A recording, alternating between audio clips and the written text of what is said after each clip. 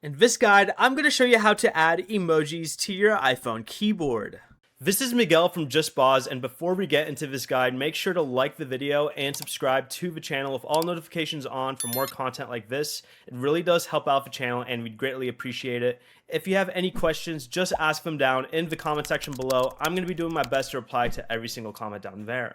Begin by opening the Settings app and then tap the search bar and search for keyboards. Go ahead and select keyboards from the list of options and then select keyboards again. You'll then want to select Add New Keyboard and search for emoji and select it. Make sure both your main language keyboard and the emoji keyboard appear in the list at the top. But then you'll want to open any keyboard in any app. I will do it in the settings so you can see here.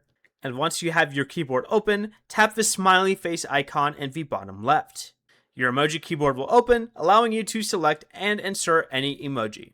Before you leave, remember to like the video and subscribe to the channel with all notifications on for more content like this. It really does help out the channel and we'd greatly appreciate it. And if you did have any questions, just ask them down in the comment section below. I'm going to be doing my best to reply to every single comment down there. Peace.